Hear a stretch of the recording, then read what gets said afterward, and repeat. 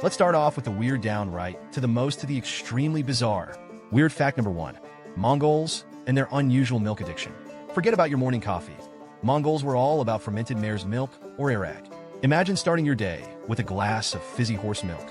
A real morning kick to the taste buds. They loved their milk so much that it wasn't just for breakfast. It was for lunch, dinner, and maybe even dessert. Lactose intolerance? Not a thing for them. Their guts were fortified for battle. Not limited to horses, Mongols were the dairy enthusiasts of the steppe, milking sheep, goats, cows, camels, you name it. An entire portable dairy farm in their yurt. Arag was also an excuse to get drunk. Yes, that tangy, slightly sour horse milk was the medieval Mongolian party drink of choice. Imagine your friends turning up with bottles of horse milk instead of beer. It wasn't just a beverage. Arag was also believed to have healing powers. A broken bone? Drink arag. Stomachache? More arag. Emotionally drained? You guessed it, arag. And because the Mongols were always on the move, their arag production became mobile too. Jugs of milk were strapped to horses, fermenting with each gallop. Consider that horsepower. Genghis Khan himself was said to consume so much milk that even the fiercest warriors trembled before his dairy-driven strength. Forget the sword. Fear the milk mustache. There were rumors that they'd even use the leftover fat from milk to grease up their boots, keeping their feet smooth and stylish, one buttery step at a time. Mongol wedding ceremonies? Yep, milk was involved. Newlyweds were showered with milk, ensuring good luck, long life, and probably some awkwardly sticky hair situations. Mongols had a firm belief. If a man could drink a large bowl of arag without flinching, he was a warrior. And if he flinched, well, he just needed more practice and more arag. Weird fact number 2. The Mongols' totally normal love of yurt living. Nomads at heart, the Mongols lived in yurts, which were basically high-end medieval tents. Think camping, but for life. And forget that small nylon tent. These yurts were like the penthouses of the steppe. These homes were collapsible, perfect for Mongols who moved faster than a Black Friday sale at the mall. They could pack up a whole house quicker than you could fold a fitted sheet. Yurts were designed for maximum coziness. Want to impress a Mongolian lady? Bring her over to your yurt and show off that felt insulation.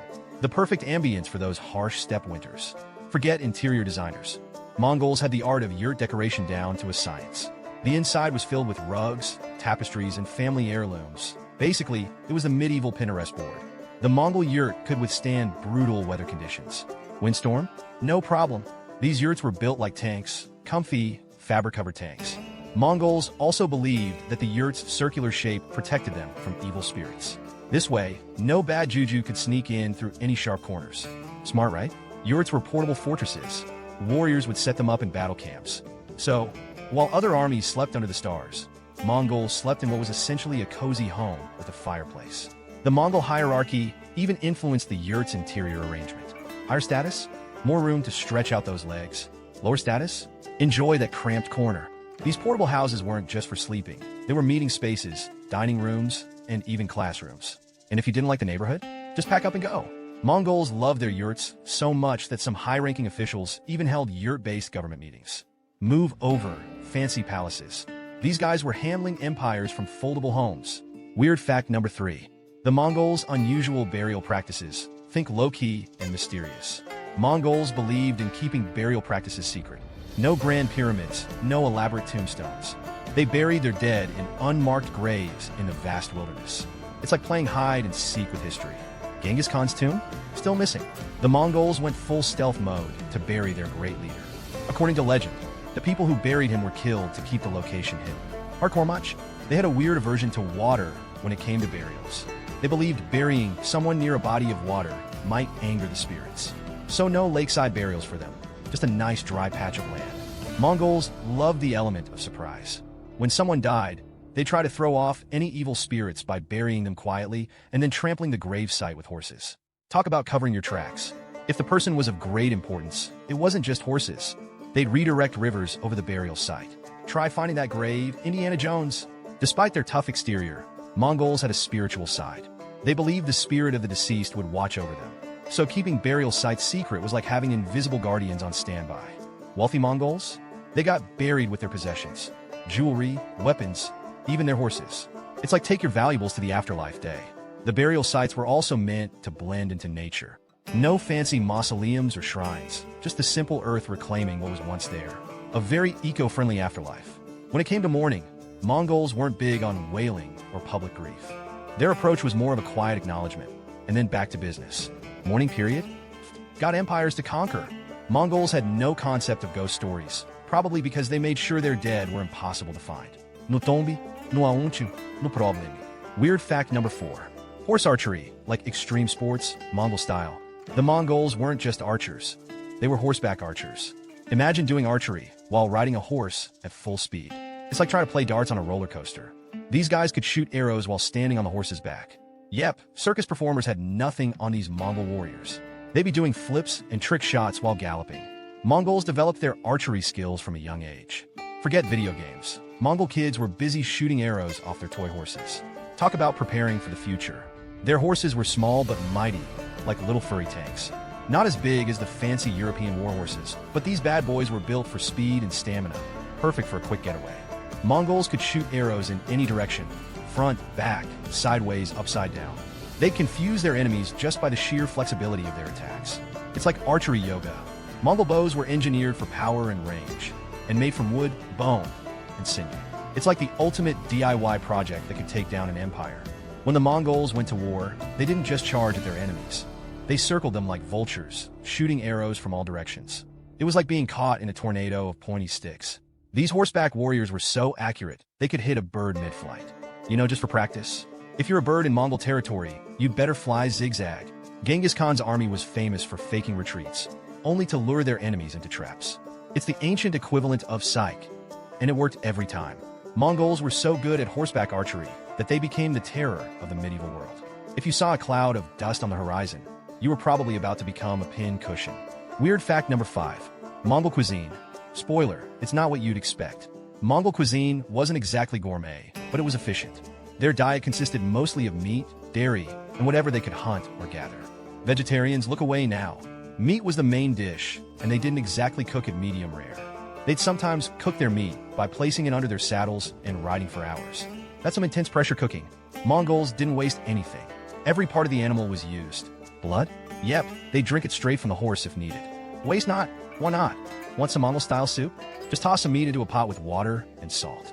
Forget about herbs or vegetables. Mongols weren't big on garnishes. Keep it simple, keep it meaty. On long journeys, Mongols would carry dried meat called borts. Think of it as ancient beef jerky, but probably tougher than your grandma's old leather shoes. Mongols loved their curdled milk products. Besides arag, they also made yogurt, cheese, and dried curds.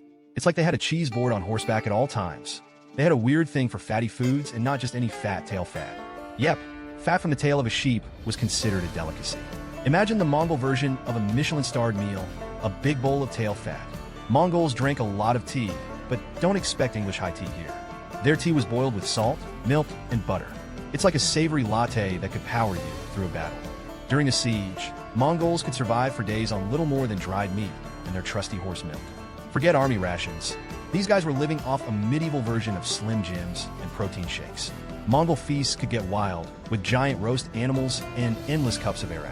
And if you got too drunk and passed out, well, hopefully, they'd remember to carry you back to your yurt. Weird fact number 6. Mongol postal service, the fastest mail you'll never receive. The Mongols had a postal system called the Yam, which was basically a series of relay stations where riders could swap out horses for fresh ones. It's like Uber Eats, but instead of food, it was news, orders, or please stop raiding my village letters. These riders were the ancient version of the Flash. They could cover over 200 miles in a day, making medieval postmen everywhere jealous. Talk about express delivery. Before FedEx was even a thing, each rider carried a bronze or silver medallion called a peza, which gave them authority and ensured free passage through territories. It was like a VIP pass for ancient highways, except with more danger and fewer snacks. Mongol postal stations were like tiny roadside motels where riders could rest, swap horses, and grab a quick meal. Forget room service though. You'd be lucky if you got some dried meat and arag. The Yam system was so efficient that Genghis Khan could send orders from one end of the empire to the other in record time. If you're running an empire, you need that kind of service. No sorry, the message got lost, excuses allowed. The system was also used to spy on local governors and officials. Riders would report back on what was happening in different regions. The Mongol Empire, where even the mailman was a secret agent. If you got a letter from the Khan, it meant business. There was no just checking in correspondence here. These messages were more like do this or face the wrath of the Mongol horde. Some riders were so committed that they would ride through storms, snow, and battles to deliver messages. Rain, sleet, or arrows, nothing stopped Mongol mail. The yam was also used for diplomatic purposes. Envoys and ambassadors could travel safely through Mongol lands, as long as they had the right credentials. Who needs a passport when you have a payza? Of course, if you received a Mongol letter asking for tribute or surrender, it might have been better to just pretend it got lost in the mail. But good luck trying that excuse with Genghis Khan. Weird fact number 7. The Mongols' secret to staying warm.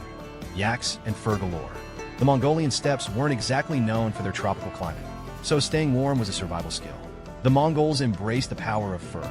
Fur boots, fur coats, fur everything. PETA would have had a meltdown. Yak fur was the go-to material for insulation. These furry beasts were like walking blankets, and the Mongols knew how to use every inch of their woolly goodness. Yak couture was all the rage. They didn't stop at yak fur. Sheep, goats, and even wild animals provided the Mongols with the fuzziest, warmest clothing imaginable. Mongols invented layering long before fashion bloggers made it cool. Mongol hats were iconic. Made from fur and designed to cover the ears, they kept warriors cozy while they conquered vast territories. Forget those thin beanies. These hats were basically portable igloos. Felt boots lined with fur were the ultimate footwear. Warm, sturdy, and great for stomping through snow or an enemy village. It's like UGG boots, but for people who actually need them. Mongols weren't just warm, they were stylish. Their fur-lined clothing was often adorned with intricate embroidery. Who says you can't look fabulous while battling the elements? When it came to blankets, Mongols went big. They'd wrap themselves in layers of fur and felt, creating a cocoon of warmth that would make any winter camper jealous. Yurts were also designed to keep the cold out. Felt walls insulated from the wind, and a central fire kept the place toasty. It was like the ancient Mongol version of a cozy cabin retreat. Mongols even had a unique way of making felt by wetting wool and rolling it under a horse. Yes, you heard that right.